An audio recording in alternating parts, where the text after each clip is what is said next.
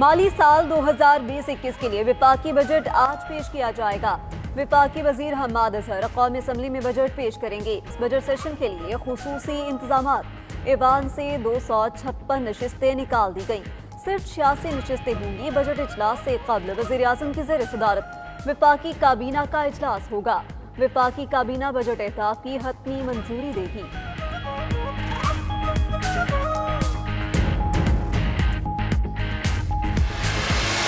قومی آمدنی میں کمی، معاشی شرح نمو منفی 0.4% رہی۔ مشیر خزانہ عبدالحفیظ شیخ نے اقتصادی سروے جاری کر دیا۔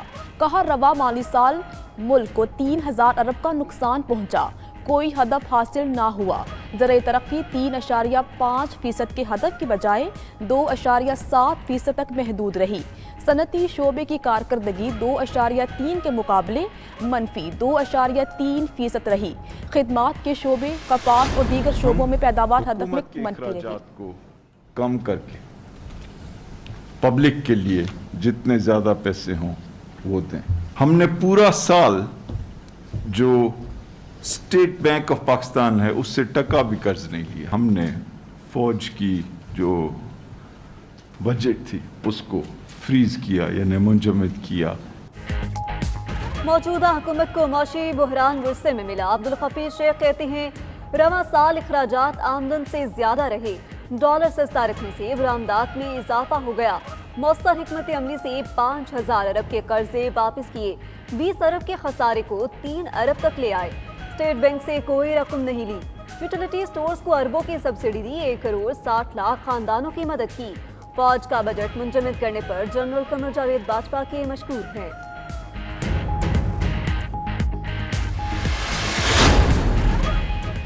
مکمل شٹ ڈاؤن کیا تو 1 کروڑ 85 لاکھ افراد ہوں گے بے روزگار۔ محدود پابندیوں کی صورت میں 14 لاکھ افراد روزگار کھو بیٹھیں گے۔ روزگار ضائع ہونے سے 23.6 ارب سے 315 ارب روپے تک نقصانات ہونے کا خدشہ ہے۔ وزیر اعظم کا ملک بھر میں ایس او پیز پر عمل کی خود نگرانی کرنے کا اعلان۔ اسپتالوں پر دباؤ بڑھ رہا ہے، ایس او پیز پر سختی سے عمل کروائیں گے، روزانہ رپورٹ لیں گے۔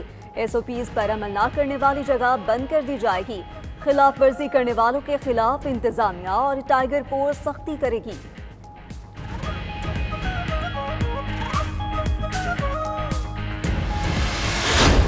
وزیر اعظم کا کہنا ہے کہ ملک مشکل میں ہے، اپوزیشن فائدہ اٹھانا چاہتی ہے۔ وہ چاہتی ہے کہ اموات زیادہ ہوں اور حالات مشکل ہوں تو انہیں باتیں کرنے کا موقع ملا۔ ایک صاحب لندن سے بھاگے بھاگے ایسے آئے جیسے کوئی حل بتائیں گے۔ سابق حکمرانوں کو چھینک بھی آتی تھی تو علاج کے لیے باہر جاتے تھے۔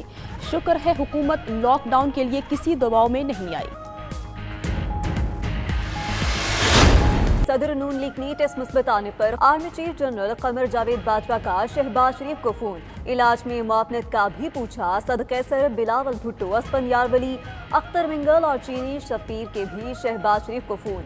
ادھر آرمی چیف کا شیخ رشید کو بھی فون، خیریت دریافت کی۔ آخر پاکستان اس سلیکشن کی اور کتنی قیمت چکائے گا؟ بلاول بھٹو کا ٹویٹ، اتفاق و نقصان کی صورت میں آخر ملک اس سلیکشن کی اور کتنی قیمت چکائے گا؟ سلیکٹڈ وزیر اعظم کے فیصلوں اور اقدامات کے نتائج پر آخر کس کو الزام دیا جائے گا؟ کٹ پتلی کے اختیارات دینے کے نتائج ایک وقت سامنے آ جاتے ہیں۔ یہ حد ہم بہت پہلے ہی عبور کر چکے۔ جسم میں زندگی بن کر دوڑنے والا خون اب بنے گا شفا بھی۔ شکست دینے والے 38,000 سے زائد خوش قسمت پلازمہ عطیہ کر کے ہم وطنوں کی زندگیاں بچا سکتے ہیں۔ آئیں اور اپنا پلازمہ عطیہ کریں۔ 0331920268 پر واٹس ایپ میسج کریں۔ 92 نیوز پلازمہ عطیہ کرنے میں آپ کی مدد کرے گا۔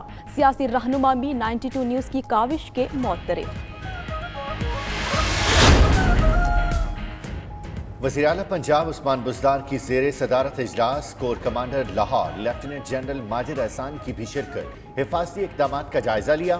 سفارشات کو این سی او سی میں حتمی منظوری کے لیے پیش کیا جائے گا۔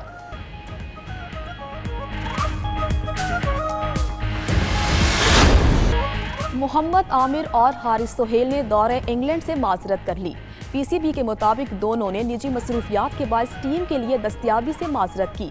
سابق کپتان سرفراز احمد کو قومی ٹیم میں دوبارہ شامل کرنے کا فیصلہ، فواد عالم اور عمران سینئر کی ٹیسٹ اسکواڈ میں شمولیت یقینی، T20 میں حفیظ، شعیب ملک، خوشدل شاہ، حیدر علی، حارث رؤف، فہیم اشرف کی شمولیت۔ پاکستان اور انگلینڈ میں 3 ٹیسٹ اور T20 میچز کی سیریز ہوگی۔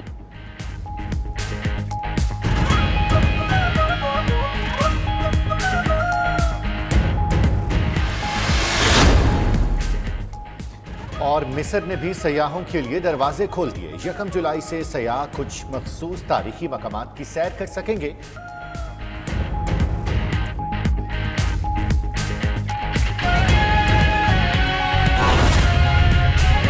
اقتصادی سروے پیش کر رہے ہیں کہ اس حکومت کے آنے سے پہلے ایک اقتصادی بحران تھا جو ورثے میں ملا۔ پچھلے 5 سال جو گزرے تھے اس حکومت کے آنے سے پہلے، اس میں ایکسپورٹس جو ہیں، یعنی ہماری چیزیں جو باہر کے لوگ خریدتے ہیں، ان میں گروتھ کی رفتار جو ہے وہ 0% تھی۔ اور ساتھ ہی ساتھ جو پچھلے 2 سال ماضی کی حکومت میں کے گزرے، اس میں ہمارے فورن ایکسچینج ریزرو جو تھے وہ تقریباً 16-17 سے گر کر کوئی 9 کے قریب پہنچ گئے، یعنی آدھے ہو گئے۔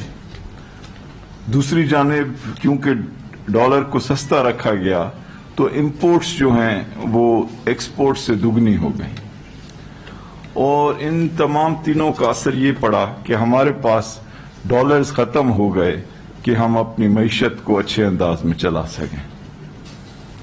اور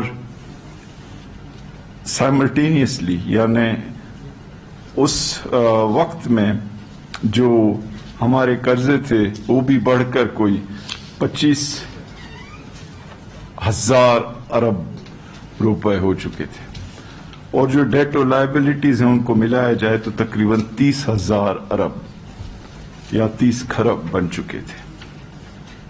تو ایک ایسی سچویشن تھی کہ جس میں یہ ایکسٹرنل اکاؤنٹ کا جو سچویشن میں ہم ایک ڈیفالٹ کی جانب دیکھ رہے تھے، اور ساتھ ہی ساتھ جو ہمارے اخراجات تھے وہ آمدنی سے کافی زیادہ تھے، اور بنیادی طور پہ ہم اپنی حکومت میں جو گروتھ حاصل کر رہے تھے وہ باہر سے قرض لے کر ملک کے اندر خرچ کر کے کر رہے تھے۔ تو ایسی سچویشن میں سب سے پہلی چیز یہ تھی کہ ہم مزید جو ریسورسز ہیں یعنی ڈالرز جو ہیں ان کو موبیلائز کریں۔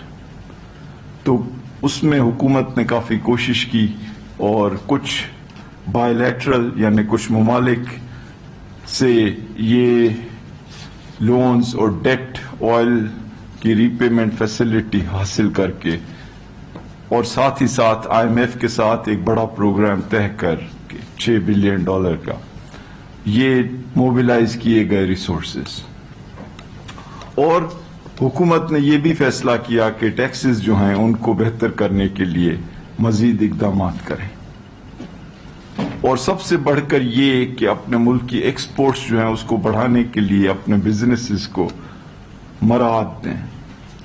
تو بزنس سیکٹر کے لیے گیس، الیکٹریسٹی، قرضے، یہ تمام جو ہیں حکومت نے اپنی جیب سے پیسے دے کر سستے کیے، اور ان وجوہات کی بنا پر ہم جو ہیں اپنے اس ایکسٹرنل یعنی بیرونی جو یہ اکانومی میں خطرہ تھا اس سے ہم نے نپٹا، اور یہ جو کرنٹ اکاؤنٹ ڈیفیسٹ جو ہمیں ورثے میں ملا تھا $20 ارب کا خسارہ، اسے ہم نے کم کر کر $3 ارب تک لے آئے۔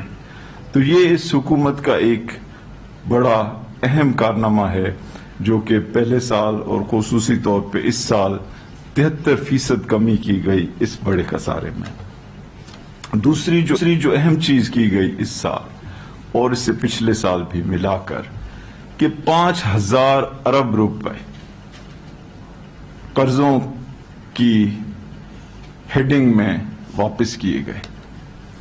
تو یہ ایک بہت بڑی چیز ہے کہ ایک ملک ماضی کے لیے ہوئے قرضے چاہے وہ کتنی بھی تعداد میں ہوں وہ واپس کرے۔ تو جب ہم یہ دیکھتے ہیں کہ آخر मौजूदा पीटीआई की जो गवर्नमेंट है, तो उसने जो कर्जे लिए, क्यों लिए, वो इस वजह से लिए ताकि माजी के कर्जों का जो बोझ है उसको वापस किया जा सके।